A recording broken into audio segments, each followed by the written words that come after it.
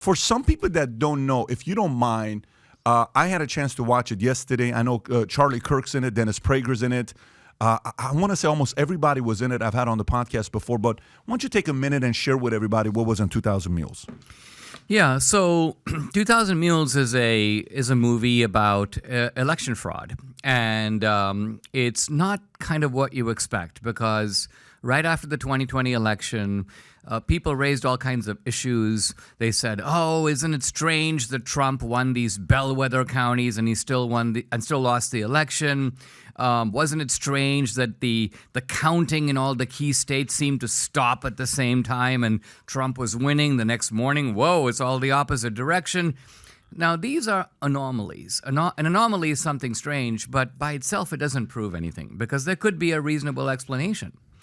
And so I stayed out of the election fraud debate for over a year. And then I was approached by a couple of people who run an organization called True the Vote. And they told me, we found an ingenious way to look at this issue that no one has done before. And it's a combination of two things. One is cell phone geo-tracking, which is, of course, today a reliable technology used by law enforcement, used by the CIA, used by the CDC to monitor people's social distancing. It's the tracking of your phone. It's the same technology that if you come to, go to Naples on vacation, you get off the plane, they tell you the weather is going to be really nice in Naples. Well, how do they know you're there? They're tracking your phone. And the second line of evidence is the surveillance video of the states themselves. So a number of states, not all, but some, installed surveillance video outside these mail-in drop boxes. Amazingly, a year later, no one had gone back and looked at the footage. It's almost like having surveillance on a bank. There's the charge the bank's been robbed, but nobody bothered to go look on the video. So True the Vote said, look, we're going to show you some of the cell phone geo-tracking. We're going to show you some of the video. And when I looked at that, I said to myself, this is evidence of a completely different caliber than I've seen before. I don't know yet what it proves, but this is a way to go back. We were moving away from the election. This is a way to go back and look at the actual cell phone movements of people who are going to multiple drop boxes, 10 or more. 10 or more drop boxes. Now, remember that when you're talking about a drop box, we're not talking about the mailbox. Somebody has a reason to go to a mailbox many times, right? You can say, I mailed my mortgage on Monday, and then I mailed my utility bill on Tuesday. I wrote my mom on Wednesday. But a ballot drop box, you only have one reason to go: put ballots in it. So if some guy's going to 10 or more drop boxes, it's hard to think of a good explanation for why they would do that. So if you can use cell phone tracking to find people who are going in a short period, right up to the election, the few days up to the election, to 10 or more drop boxes, that needs to be investigated. Then let's just say that we find, Patrick, your cell phone, you've gone to 10 or more drop boxes, and there are a couple of those drop boxes that have video. So let's just say that we know that from your cell phone that you on election day or the day before the election were at all these drop boxes, and we actually know the time you got there because it's from your phone. So now we go look on the video, and there's Patrick Bet-David, and what is he doing? You can see him on video. He's putting ballots into the box. 1, 2, 3, 4, 5. So this is evidence. Who has access to this? So the states took the video. You can obtain the video through public records. That's how True the Vote got it. You can get it. There's not a person in the country has said that's not the real video. So this is available to everybody. It's available. If I wanted to go get it tomorrow, I could get it. Yes. Okay, perfect. Absolutely. Freedom of Information Act. Right, that's what I'm asking. Similarly, with the cell phone geo-tracking, it's not known to people, but you can go now and buy the data. Let's just say Atlanta, the city of Atlanta. You can buy the data from October 1 to November 8th, Election Day 2020, right, of every cell phone in what's called a geo-fenced area. You draw the map, and they'll give you that data. You can buy it. And, of course, you need specialists to do the proper kind of investigation. But you can use that data to confirm or undermine what we've been saying in this film. So the film operates on those two lines of evidence. And that's what makes it remarkable that so many people have tried to sort of dismiss or debunk the film. It's okay to debate the film, and it's okay to debate the significance of what you're seeing, but to pretend like it's not relevant to election fraud seems to me foolish. So let me ask you. So here's a few questions that would get me to think if there is fraud going on. out of all the videos that were recording, was there any city or any area that wouldn't give you the recording or was not somehow, some way available to see? Yes. So a number of areas did not take video, which is actually very bad because think of it. Number one, we live in a country and at a time when technology is cheap. Every mall, every parking lot is under video, right? Is there any good reason not to put a camera on a Dropbox? How many places was that? Was it a lot of places? Was it necessary places? The majority of places did not have video at all. And they basically used the excuse of COVID. They basically said, yeah, we should, but we never got around to it. So there are only a few places that did video. And even those places fight you when you try to get the video. They don't make it easily available. Why not? So this is right away a clue that they're trying to block you from watching what's on the video. How long have we been recording videos in where people go and drop off their ballots? How long have we been recording? The history of recording videos? Well, here's the thing. It has been known for over 100 years that the vast majority of election fraud occurs with absentee and mail-in ballots. And the reason is obvious. If you go in to vote, you're there, all these people are there, you're behind a curtain, they give you one ballot, you fill it out, sure. You drop it off, you leave. There's just so much, there's not much you can do with shenanigans. In fact, if you tried them, they'd stop you. Like if I go in to vote and I tell them, listen, I have an urgent appointment, let me take my ballot, and my brother will bring it back and give it to you filled out, they'd be like, no way, yeah, okay, buddy. It's ridiculous. Yeah, all right, there, we're not going to allow that, right? Of course. But think about it, that's exactly what happens with a mail-in ballot. They have these voter rolls. And the voter rolls, by the way, are notoriously inaccurate. By that I mean Americans move all the time. Let's say you moved 3 times over the last 10 years. Your name is going to be on all those places that you lived, and no one's taken it off. Even though the DMV knows you moved, the tax people know you moved, everybody knows you moved, but nobody tells the election people. So you now can vote 3 times and nobody will know the difference. And if they send out a mail-in ballot, 3 Patrick, Bet David mail-in ballots are going to all the places that you lived. It's not all that difficult to get your hands on these ballots.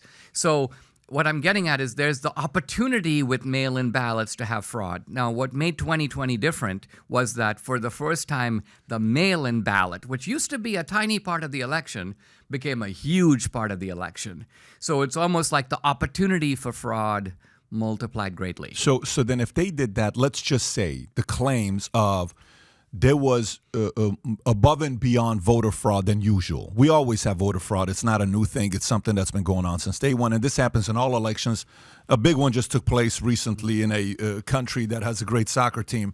But aside from that, with this voter fraud that we're talking about, but to say that this is somehow, some way more than above and beyond because of COVID, so then that means midterms shouldn't be above and beyond because COVID's pretty much gone. We don't have the shutdown, right? So 2022 midterms next week should be pretty fair, as well as 2024, because that COVID excuse cannot be used. Is that a fair question? Well, it's a little complex. I would say, yes, I have made no claims that the 2022 election is in danger in any way. Although I do think part of the reason for that is that 20 million people have seen our film and they're more aware of what these problems are. 20 million people have seen the film. Have seen 2,000 Mules, yes. Wow. So it's been out there. It's the most successful political documentary of the last 10 years. Actually, to be honest, since my first film, which was called 2016 Obama's America. Mm-hmm. That was the previous kind of record holder. This is number 2. Michael Moore is the record holder in political documentaries of all time, but his films were made a long time ago. He's not making good films today. I mean, like Roger and Me. Roger and Me was actually quite a small film, but it was very well done. It put him on the map. His big film was Fahrenheit 9/11. Fahrenheit 9/11. So, yeah, Fahrenheit 9/11 is the number 1 political documentary of all time. My Obama film is number 2.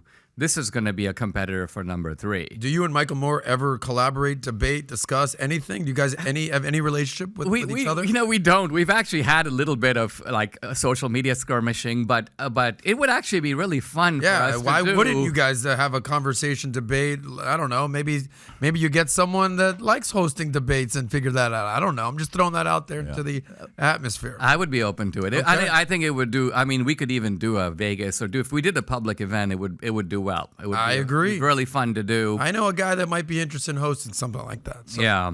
We'll keep you posted. Well, coming back to 2020, 2020 was an anomalous election,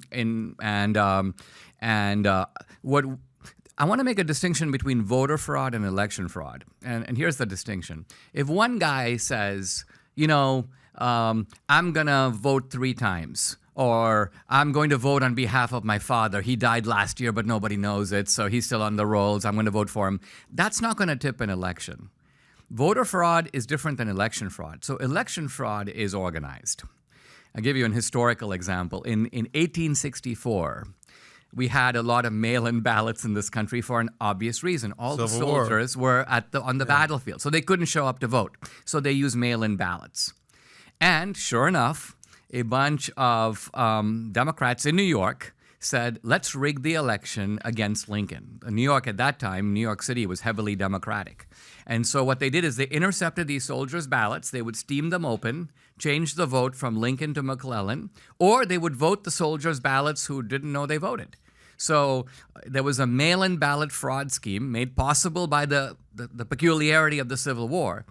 So fast forward to 2020. 2020 was sort of the same unstable environment in which election fraud became a real possibility. Now, what 2000 Mules alleges is this. It alleges that there were these left-wing nonprofits in the inner city. We're not talking about throughout the country, but we're talking about key battleground states, the urban areas.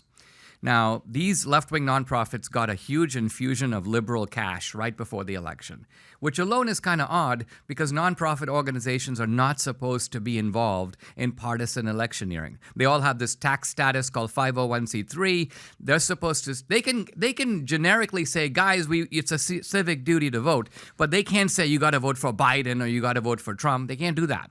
But they get all this money. And then we see on the video, you can actually see it, these mules show up with backpacks. And we use the term mule because of, human trafficking or sex trafficking. This is ballot trafficking. The mules don't come up with the ballots. They're given these backpacks of ballots to go drop off in all the drop boxes. And but they get them from these left-wing nonprofits. The left-wing nonprofits go, here's the backpack. The mule then goes on a kind of a route. And the reason that they go to many drop boxes is kind of obvious. If they go to one drop box and put in 500 votes, then all the other drop boxes will have 40 or 50 votes, but suddenly 500 show up here. People will be like, what's going on? So they're instructed not to do that. Diversification. In the investment world. I get it. Okay. And again, the combination of the cell phone tracking and seeing them on video is very suggestive. Now, the debunkers, there's plenty of debunkers of our movie, and some of them have said, geo-tracking doesn't really work, and you can't really pinpoint these people going to drop boxes. And some of them have said, well, you haven't shown us the same mule in multiple drop boxes. So there are lines of criticism that I want to acknowledge, although I think I've been answering them on my podcast, I answer them in my book. So this is the debate that's been going on. So in the documentary, it starts off, if you guys haven't seen it, starts off Dennis Prager saying, I'm not part of the camp. I don't believe this happened. I don't believe this is real. I think 2020 election was real and all this stuff. And, Biden won it fair and square. And then at the end, it ends in a completely different way where he's like, look, if this is what I just saw right now, everybody needs to see, everybody needs to realize what's going on. Anyway, so that's that part of the story. The question I got is the following. How is it that if we have better technology today, we have the kind of insight you can get on any of these social media apps that you've never had access to, the kind of insight to find out what percentage is 18 to 24, 24 to 30 this, 35 to this, male, female, earner, income, location, area, country. They can get so deep in intel that you can decide, I'm better off making this video in this way because my audience does better when a video like this. You can really track all of that, right? Why do we have to do any of this stuff? If we really use technology today, if we brought the brightest technology folks on both ends of the aisle, okay, somebody from the left, somebody on the right. So say Bezos and Musk, take best engineers we have, they come in and they say, let's create a technology that's 100% proven that no way in the world can be, cheated for anything to happen with it. Why aren't we doing that? We should do that. The European countries do that. Even third world countries have been improving their election systems so that, number one, they know the result immediately. There's no reason to have days and days and days. Technology is supposed to make things faster, not slower. And but the reason it doesn't happen now, and the reason it doesn't happen in America, is that I call it like special logic. And here's what I mean. You have things that work in every other sphere of life, but the moment you braze them in the context of elections, you're accused of voter suppression. Here's a classic example. Voter ID, right? If you go to the bank, it's not banking suppression to say, you want a check?